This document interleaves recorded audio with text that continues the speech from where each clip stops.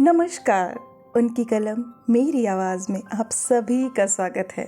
बड़ों को प्रणाम और छोटों को बहुत सा प्यार। चलिए सुनते हैं कहानी वे 10 मिनट, जिसे लिखा है मधु कांकरिया जी ने। कोलकाता से चेन्नई के लिए ट्रेन में बैठा था। 24 घंटे का सफ़र। साथ में 2-1 किताबें रख ली थीं। नीचे की बर्थ पाकर संतुष्ट था। सामान लगाया और टीटी से निपटा तो जाने कहाँ से कोई टपक पड़ा और मेरी बर्थ के अंतिम छोर पर बैठ गया। यह रिजर्व्ड कोच है। कौन हैं आप? यहाँ क्यों बैठे हैं? मैं भुनभुनाया। उसने झपकती आंखों से मुझे देखते हुए विनम्रता से जवाब दिया, भैया, खड़गपुर में उतर जाऊँगा। 2.5 घंटे की ही तो बात है। यहाँ बैठ तो सकता हूँ। जनरल बोगी में गया तो माथा चकरा गया। वहाँ घुस गया तो यह भी गारंटी नहीं कि खड़गपुर में उतर भी पाऊँगा या नहीं। उफ, इतनी भीड़, इतनी पसीने की बदबू, इतनी उमस की उल्टी हो जाए। भेड़ बकरी की तरह आधा भारत ठूंसा हुआ है। बदबू मारते लोग, लोग ही लोग। सीट के ऊपर लोग, सीट के नीचे लोग। बाथरूम भी जाना मुश्किल। बाथरूम के अंदर भी लोग, बाहर भी लोग। इतना आराम चाहिए था तो सीट रिजर्व क्यों नहीं करवा ली? भैया, अचानक से जाना पड़ रहा है। बोलते बोलते उसका गला भर्राया गया था। ठीक है, जरा सिकुड़ कर बैठो। मुझे उसकी बनाई कहानी में कोई दिलचस्पी नहीं थी। सुबह फिर वही चिल्ल पौं, नींद में सुराख करती आवाज़ें। चाय, अदरक की चाय, गरम गरम चाप, कटलेट बड़ा। मैं भुनभुनाया। नींद टूट चुकी थी। अलसाया अधमुखी आंखों से टॉयलेट जाने के लिए चप्पल पहनने लगा तो चप्पल ही नदारद। हे भगवान, कहीं वही तो नहीं ले गया जो सिराहने बैठा था? और करो दया, सोच रहा था कि तभी किसी की अटैची के पीछे लावारिस सी पड़ी एक चप्पल पर नज़र पड़ी। राहत की सांस ली तो दूसरी भी आसपास होगी, पर नहीं, दूसरी चप्पल मिली। दरवाजे के पास किसी के पांव से खिसकते खिसकते पहुंच गई थी। सोचा किताब पढ़ लूं तो वह भी मुश्किल। बीच की बर्थ वाला अध जगह करवटें बदल रहा था। जब तक वह नहीं उठ जाता मैं खुलकर बैठ नहीं सकता था। गर्दन झुकाकर पढ़ना पीड़ादायक था। टकटकी लगाए बीच वाले को देखता रहा। कब उठे ये दाढ़ी वाला? आखिर वो उठा, अपनी बर्थ नीचे गिराई और मेरे समीप आकर बैठ गया। मैं अपनी किताब में दुबक गया और ऐसा दुबका कि पूरी दोपहर उसी में सिमटा रहा। ढलती दोपहरिया मैं बाथरूम से आ रहा था कि उस दाढ़ी वाले युवक ने फटी फटी आंखों से देखते हुए एक उदास मुस्कान मुझ पर फेंकी और आग्रह भरे स्वरों में कहा, बहुत पढ़ने लिखने वाले लगते हैं। मेरे पास भी एक छोटा सा अफसाना है, सुन लीजिए, शायद आपके कुछ काम आ जाए। उसकी उदासी में दिल को पिघला देने वाला ऐसा कुछ था कि मैंने मौन सहमति से सर हिलाया। उतरती धूप सीधे उसके मुंह पर पड़ रही थी, इसलिए वह थोड़ा और करीब खिसक आया। पसीने की बूंदों में चिपके बालों पर रुमाल फिराया उसने और मुझे गौर से देखने लगा, जैसे कूदने के पहले कोई सागर की गहराई नापता है। आधा कस्बाई आधा आधुनिक सा दिखता वह युवक सीट पर पड़े उस दिन के अखबार को परे सरकाते हुए कहना शुरू किया। उसने ओंठ फड़फड़ाए, फर की फिर एकाएक रुक गए। जेब से एक लंबा सा नीले रंग का लिफाफा निकाला। लिफाफे को बड़ी नज़ाकत से खोला, जैसे वह दुनिया का सबसे मूल्यवान लिफाफा हो, और बेहद सावधानी से उसके अंदर रखे पन्नों को खोला, जैसे गुलाब की पंखुड़ियों को खोल रहा हो, और उसे मेरे सामने रखते हुए कहा, पहले इसे पढ़ लीजिए। कहानी तो 2 मिनट की है और हमारे पास समय अनंत है। उसकी गंभीरता, उसका दार्शनिक अंदाज मैं इनकार नहीं कर सका, जबकि मेरी दिलचस्पी उसकी कहानी में ज़्यादा थी। पढ़िए पढ़िए ना, वह मुझे पढ़ने के लिए उत्साहित कर रहा था। पहली ही पंक्ति खासी मौजू लगी। लिखा था, जब दुखी होने की कोई वजह नहीं तो मतलब आप सुखी हैं। फिर नीचे कोई तारीख थी, फिर कुछ लिखा गया था, फिर उसे काट दिया गया था, लेकिन काटा इस प्रकार गया था कि उसे आसानी से पढ़ा जा सकता था। लिखा था, मोहब्बत के जो भी पहले स्वर फूटे, दुनिया का पहला गीत वही था। लेकिन ज़िंदगी की हाय हाय आपको कहाँ इस लायक रहने देती है कि आप मुग्ध हो किसी की मोहब्बत में डूब जाएं। सुभान अल्लाह, यह तो किसी पहुँचे हुए की डायरी लगती है। मैंने खिड़की से सतरंगी होते आसमान की ओर देखते हुए कहा और सोचने लगा, कहीं यह इसी की डायरी तो नहीं। शब्दों और उच्चारण से भी पढ़ा लिखा और उत्तर भारत का मालूम देता था। फिर चेन्नई क्या करने जा रहा है ये? मैंने सवालिया निगाह से देखा उसकी ओर। कोई शक्ल थी इन पत्रों के पीछे जो झांक रही थी। उसकी आंखों के पर्दे के पीछे से दिए की लौ सी भर्राए गले से कहा उसने, पढ़ते जाइए, आगे और मोती मिलेंगे। इस बार बड़ा धांसू लिखा था, जब हम ही ना महके फिर साहेब, तुम बागे सबा महकाओ तो क्या। स्लीपर क्लास की चिल्ल पाँव धूल गर्द और गर्मी के बीच उसके पत्र को पढ़ते पढ़ते लगा जैसे गुलमोहर की छांव तले आ गया हूँ। वाह क्या बात है, कौन है यह? मैंने धीरे से फिर पूछा। उसने किसी सिद्ध निर्देशक की तरह कहा, पढ़ते जाइए ना, आपको सब कुछ बता दूंगा। यह मेरा वादा रहा। इस बार शब्द आकार में बहुत छोटे थे। लिखा था, हर औरत एक कहानी है, एक अधूरी कहानी जो रोज़ रात में जन्म लेती है और सुबह होते ही मसल दी जाती है। इतना तो मैं समझ गया था कि ये पन्ने किसी महिला के लिखे हुए हैं। क्या संबंध हो सकता है इस महिला से इसका? मैं सोच रहा था कि तभी उसने दूसरा पृष्ठ मेरे सामने खोला। लिखा था, दिन इतने लंबे क्यों होते हैं? फिर उसकी अगली ही पंक्ति थी, स्याह रात नहीं लेती नाम ढलने का। एकदम नीचे लिखा था, सो नहीं पाती। उफ, कितना दुखद होता है मरे हुए सपनों को नींद में फड़फड़ाते जिंदा देखना। क्यों आज भी जीवित है वह स्वप्न देखती, गुनगुनाती मुस्कुराती पोषणी जो दिन भर टकटकी लगाए देखती है कि शायद आज खत्म हो इंतज़ार की घड़ियाँ। पर कितने गहरे होते हैं इंतज़ार के रंग।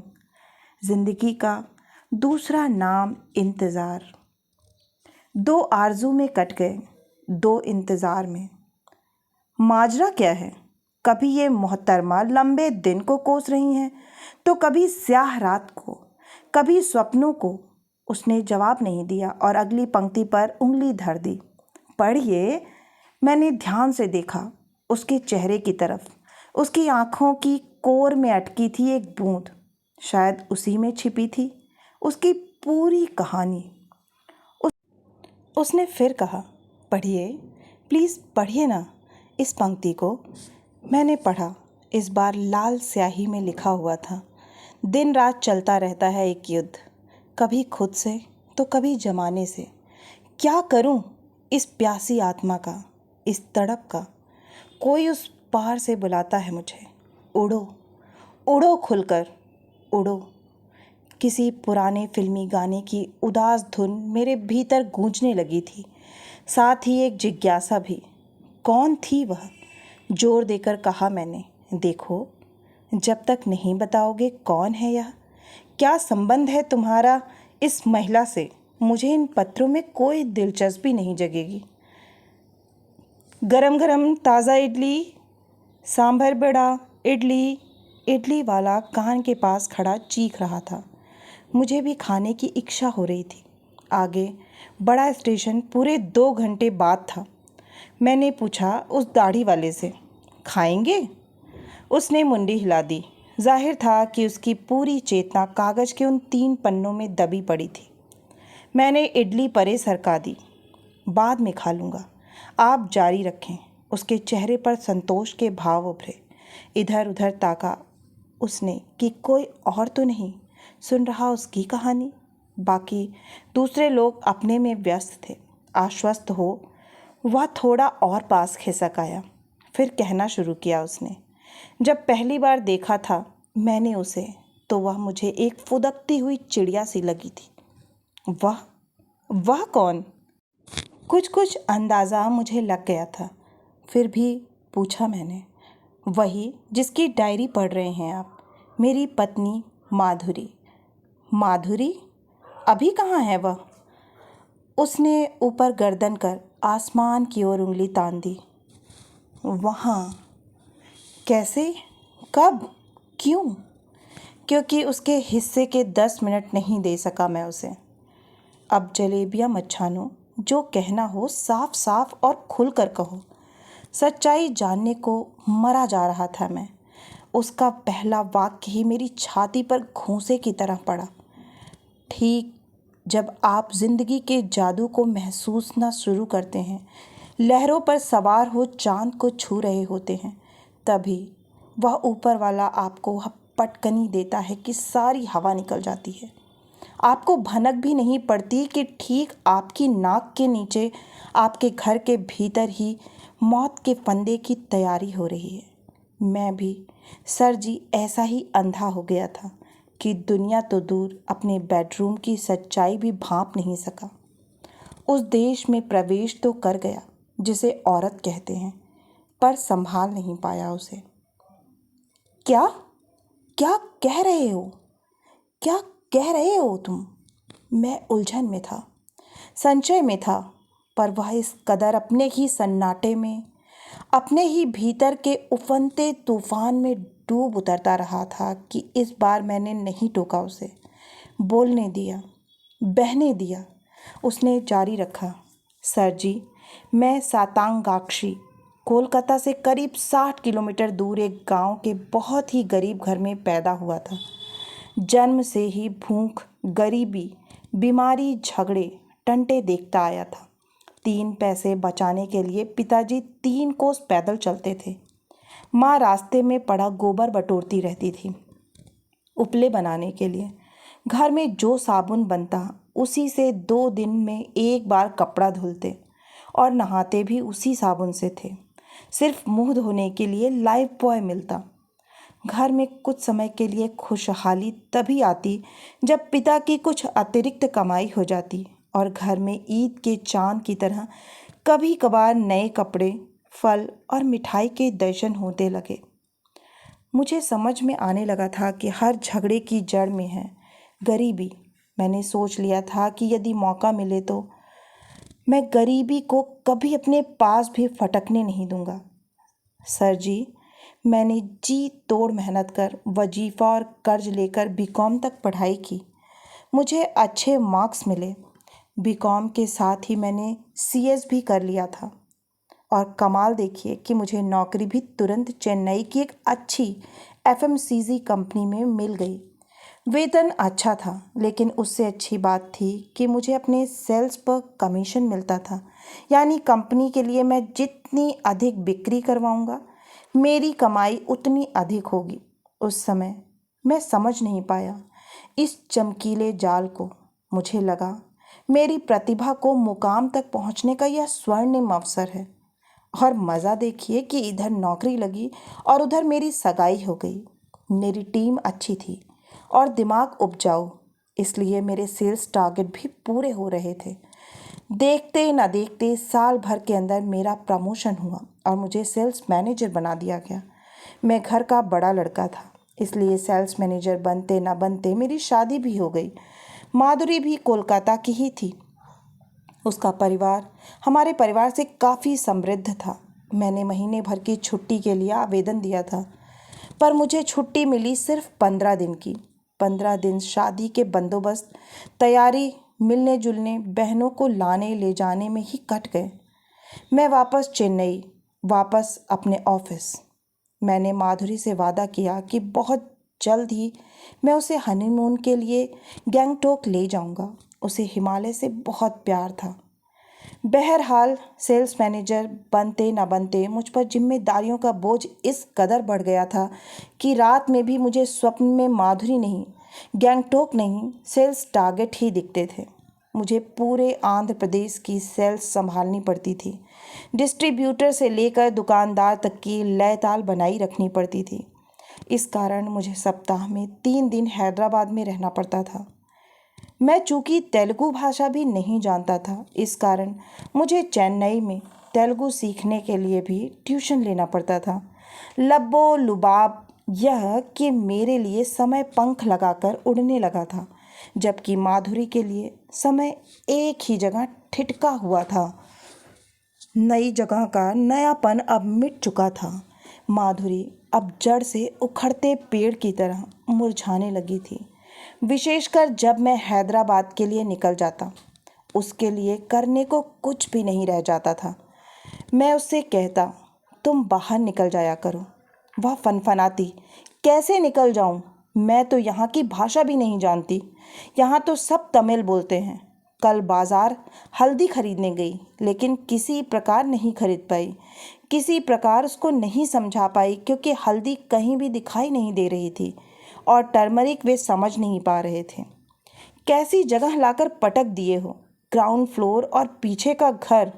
रात तो रात, दिन में भी किसी की शक्ल देखने को तरस जाती हूँ।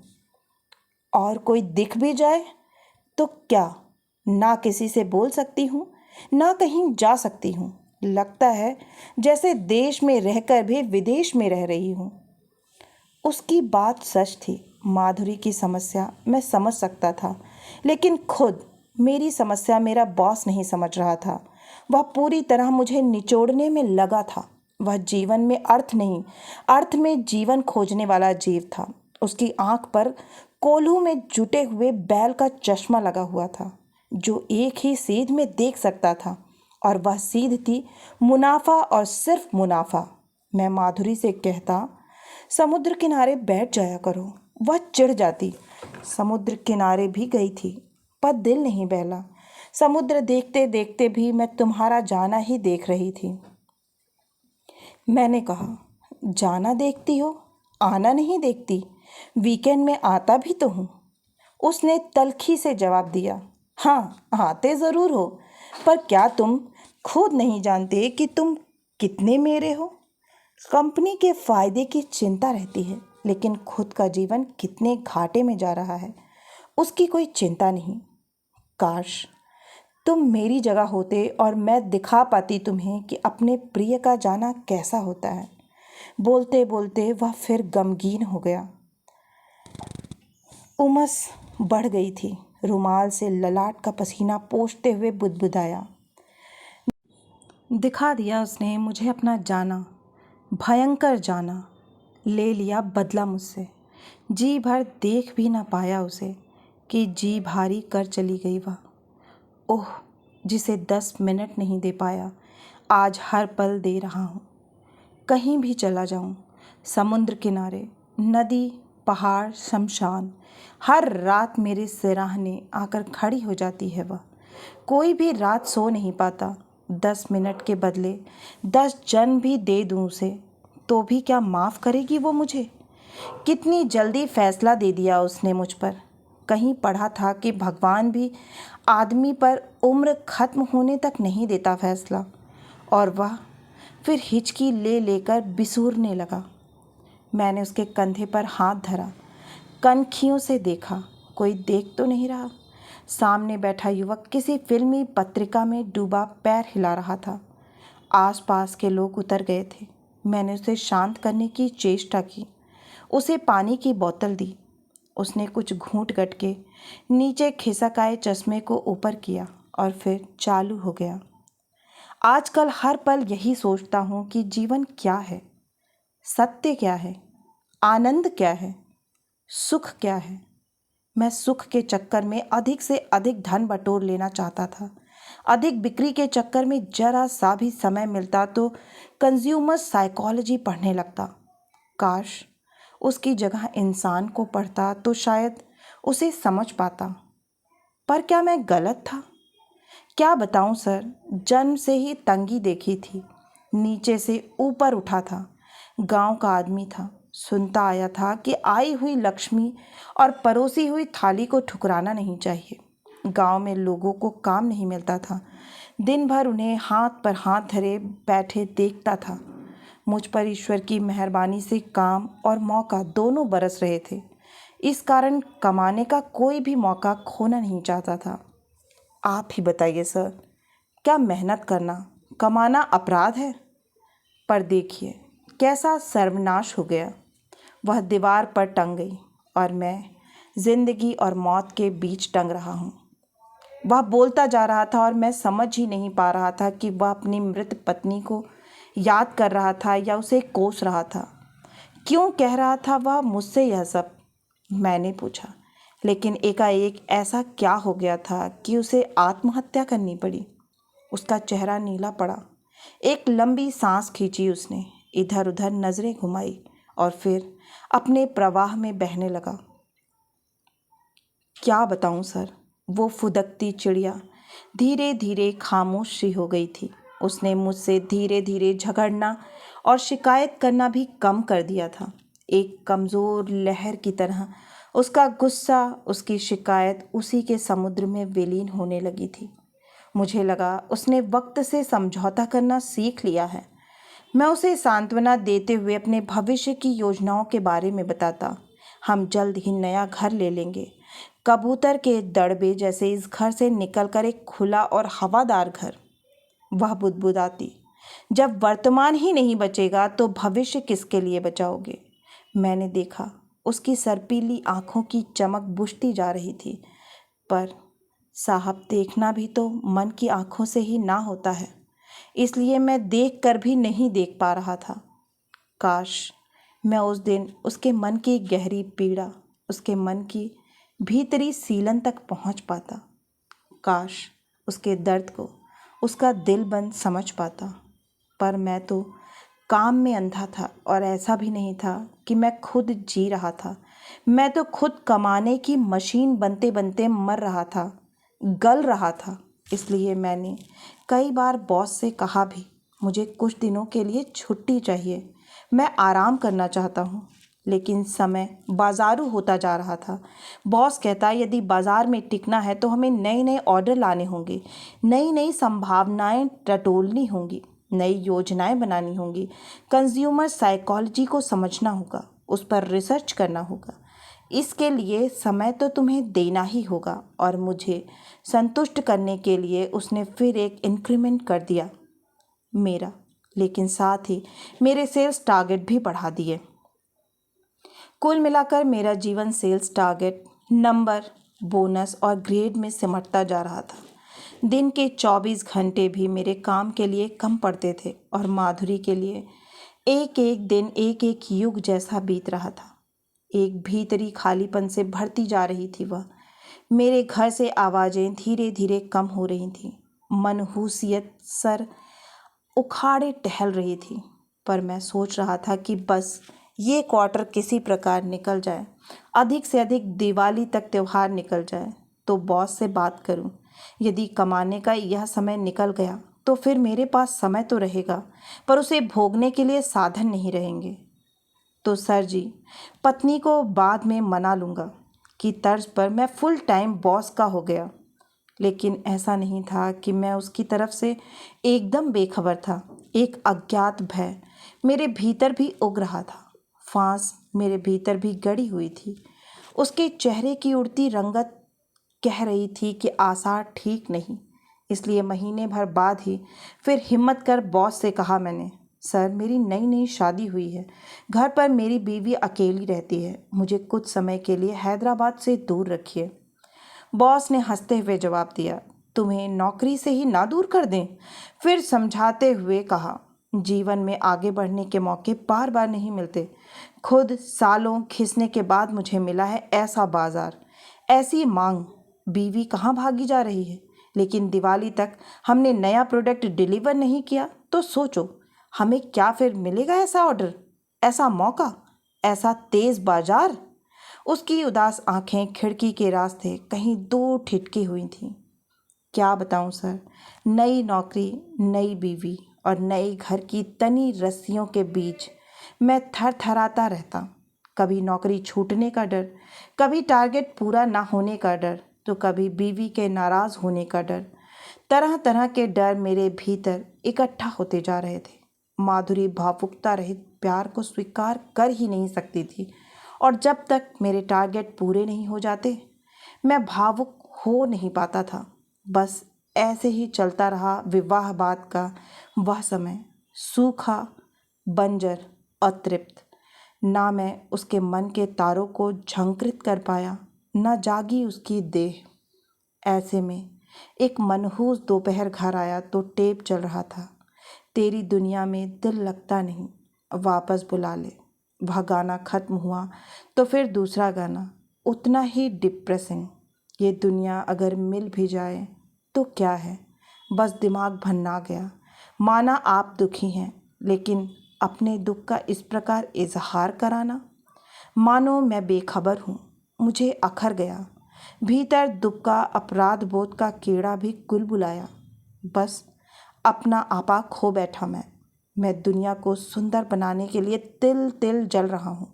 ना दिन का ठिकाना, ना रात का, ना खाने का सुख, ना सोने का। और यह मुझे सुना रही है, यह दुनिया अगर मिल भी जाए तो क्या है, थका तन, भूखा पेट और चिड़चिड़ा मन। बेबस आदमी का गुस्सा यूं भी भयानक होता है सर जी।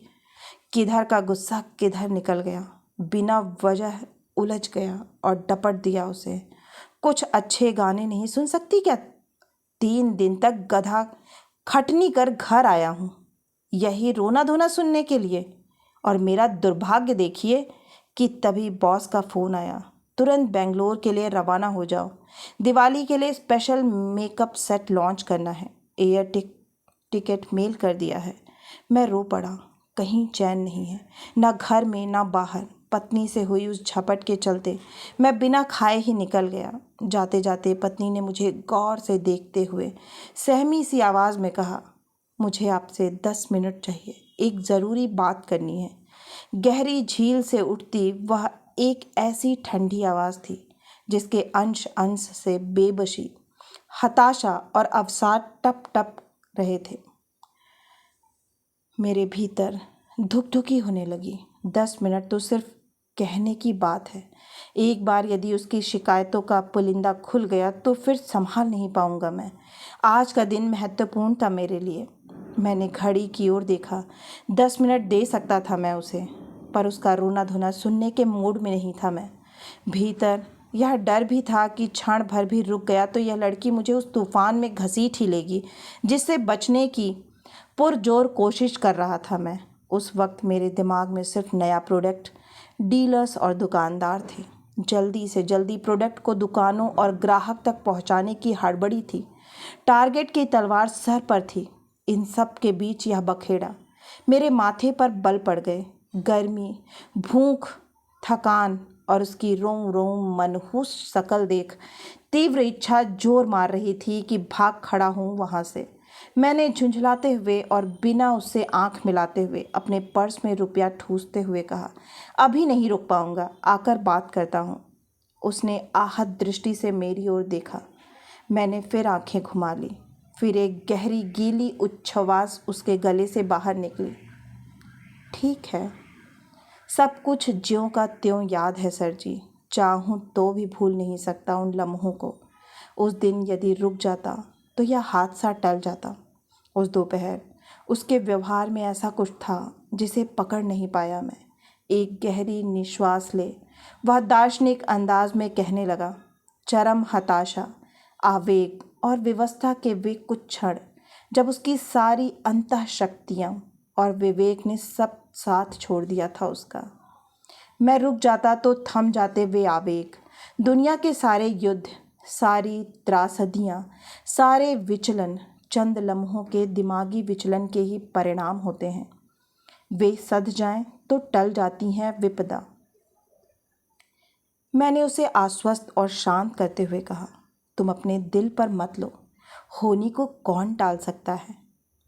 नहीं सर जी, वह होनी नहीं, अनहोनी थी जो टल सकती थी, एकदम टल सकती थी। दुनिया में ऐसी कई घटनाएं हुई हैं। अभी कुछ दिन पहले ही मैंने पढ़ी एक सच्ची घटना। एक फ्रांसीसी मैथमेटिशियन था सर जी। जिंदगी से निराश होकर उसने आत्महत्या की ठानी। बहुत व्यवस्थित ढंग से वह आत्महत्या की ओर बढ़ रहा था। उसने पूरी लिस्ट बनाई, कहाँ कहाँ पत्र लिखने हैं, किस किस को उसका क्या क्या लौटाना है, क्या क्या बेचना है। उसने सोचा कि अमुक रात को 12 बजे वह आत्महत्या कर लेगा। वह इतना व्यवस्थित था कि उसका सारा काम रात 11 बजे ही पूरा हो गया। अब बचा 1 घंटा। क्या करे वह लाइब्रेरी में चला गया। वहाँ समय बिताने की गरज से उसने एक किताब उठाई। किताब भी एक मैथमेटिशियन की ही थी। उसने लिखा था कि मैं जानता हूँ कि यह थ्योरी सही है, पर नहीं सोच पा रहा हूँ कि कैसे। उसने सोचा कि मेरे पास घंटा भर शेष है, क्यों ना इस पर सोचा जाए। उसने सोचना शुरू किया। सोचते सोचते सुबह के 6 बज गए और तब तक एकाएक उसे ध्यान आया कि वह तो आत्महत्या करना ही भूल गया। बाद के वर्षों में उसने उसी थ्योरी पर काम किया। उसके ओंठ कांपे। सर जी, दावे के साथ कह सकता हूँ कि मैं नहीं रुका, इसीलिए जी पाने की उसकी उस आखिरी फड़फड़ाहट ने भी दम तोड़ दिया था। वे 10 मिनट टल जाते तो वह दुर्घटना भी टल जाती, पर कहाँ भांप पाया मैं उस फड़फड़ाती चिड़िया की वेदना को। मैं तो बस उसकी देह के द्वार पर ही ठिठका खड़ा रहा। उफ, कितना मुश्किल होता है एक स्त्री को उसकी संपूर्णता में पकड़ पाना। मेरे अंदर तो उस समय पूरी दुनिया को लेकर गुस्सा भरा हुआ था।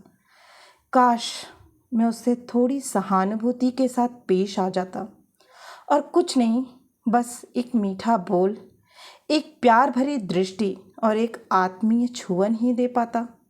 उसे तो क्या वह करती ऐसा, पर टारगेट के तनाव और बॉस के खौफ ने सुखा डाला था मुझे। कहाँ बची थी मेरे भीतर वह नमी, वह कोमलता, वह प्रेम। मेरे भीतर तो बचा था सिर्फ गुस्सा और एक मरियल सा अपराध बोध जो कतरा रहा था उससे सामना करने से।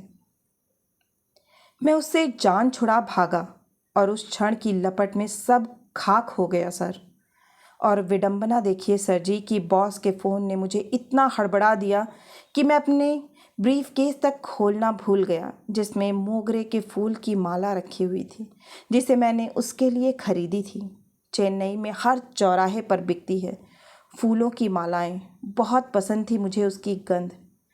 क्या बताऊं सर, मैं एक सेल्स मैनेजर जिसका काम ही है प्रदर्शन, दिखावा, अपनी चीज़ों को बढ़ा चढ़ा कर दिखाना।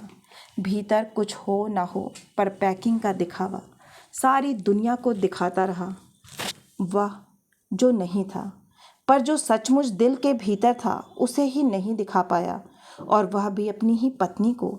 और 2 दिनों के बाद जब घर लौटा तब तक वह थरथरा रहा था, आंधी के आवेग को अपने भीतर थामे रखने की कोशिश में। अपनी दोनों हथेलियों के बीच अपने मुंह को छिपा लिया था उसने। मैं बाहर की ओर देखने लगा। सूखे सूखे पेड़ों की कतार, पीछे आधी टूटी इमारतें भग्न कंकालों सी। कुछ खामोश पल। मैंने उसे फिर पानी की बोतल थमाई। उसने कुछ घूंट भरे, रुमाल से मुंह गर्दन का पसीना पोंछा और फिर कहने लगा। उसी दिन उसने मुझे 2 मिस कॉल और अंत में एक SMS भी भेजा था। मेरा फ़ोन साइलेंट मोड में था क्योंकि मैं पूरे दिन ज़रूरी मीटिंग में था। उस दिन नया प्रोडक्ट लॉन्च होना था, उसी की योजना चल रही थी। मैंने सोच लिया था कि अब मैं किसी भी कीमत पर 15 दिन की छुट्टी लेकर माधुरी के साथ किसी पहाड़ी जगह पर निकल जाऊंगा और वो सब उसे दूंगा जिसकी चाहत उसकी मूक आंखों के झरोकों से उड़ उड़कर मेरे तक पहुंचती रहती थी। पर कुछ नहीं कर पाया सर। सब कुछ अनकहा अनसुना ही रह गया। हम नया प्रोडक्ट नहीं, नई यातनाएं पैदा कर रहे थे, और वह फिर विचित्र तरीके से होठों को गोल गोल कर मुंह से हवा बाहर निकालने लगा। अपनी डबडबाती आंखों को पोंछते हुए आगे बढ़ा वह। जानते हैं सर, उसके सुसाइड नोट में क्या लिखा था? जो लिखा था उसको पढ़कर तो रूह कांप गई मेरी। लिखा था, चुप रहते रहते लगता है ओंठ ही चिपक गए हैं मेरे। खिड़की के पास बैठे बैठे लगता है शरीर ही काठ का हो गया है।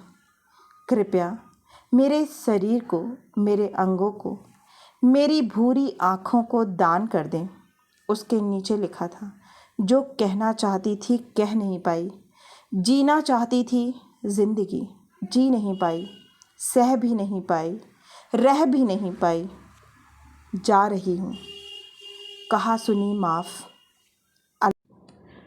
वो फिर भिजे भिजे गले से दबी दबी सिसकियाँ लेने लगा। मैंने फिर आसपास नज़र घुमाई।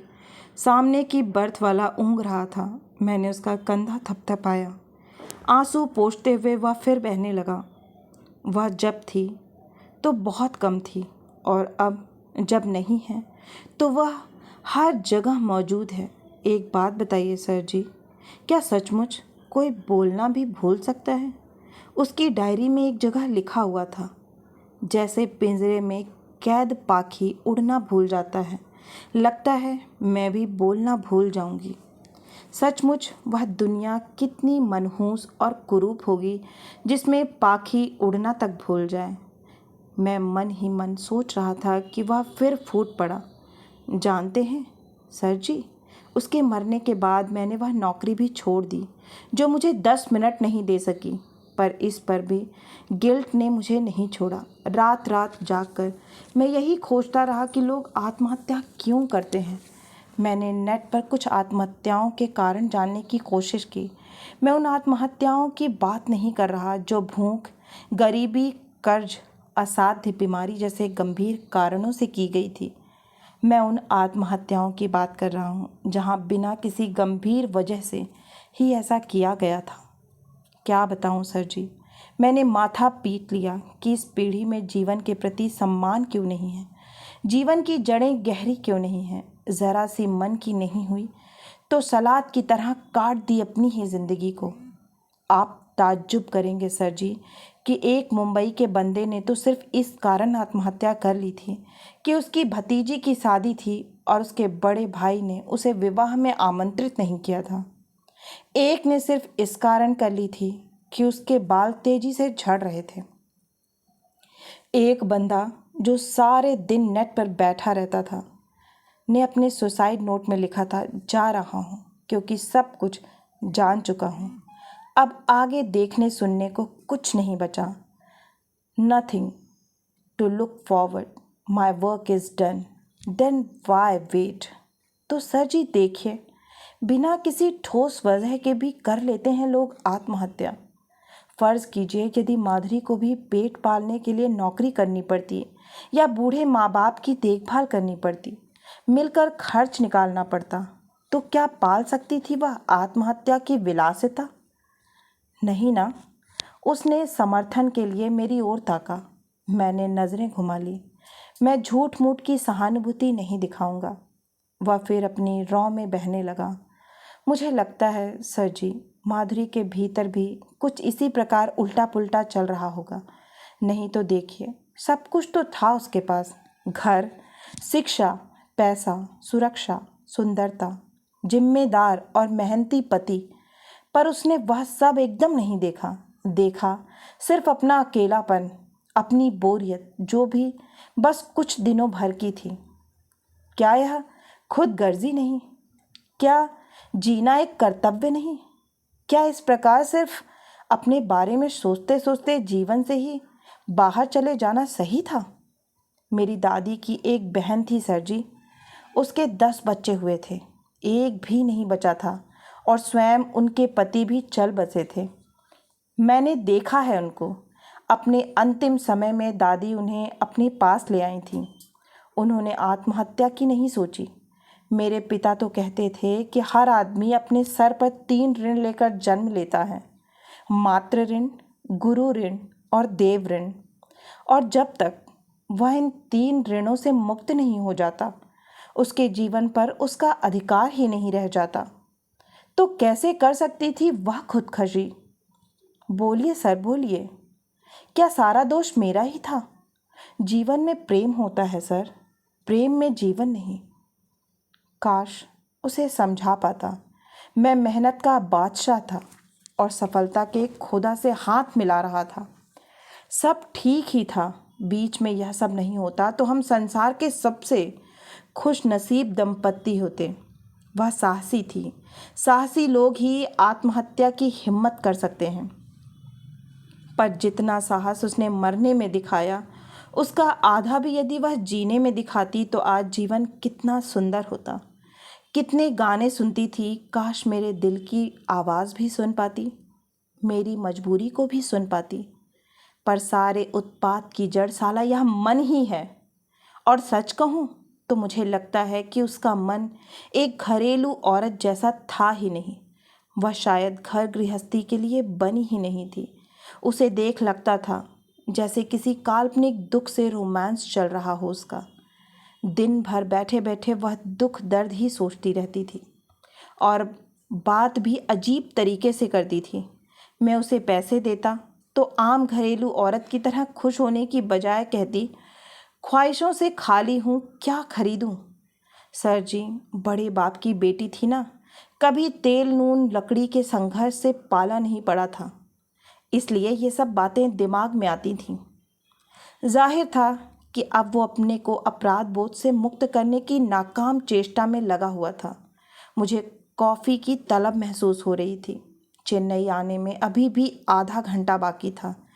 उसके स्मृति समय में टहलने की मेरे अंदर अब विशेष इच्छा बची भी नहीं थी। इसलिए उससे पिन छुड़ाने की गरज से मैंने सोचा पेंट्री कार तक का चक्कर लगाऊं। लेकिन कॉफ़ी मुझे वहाँ भी नहीं मिली।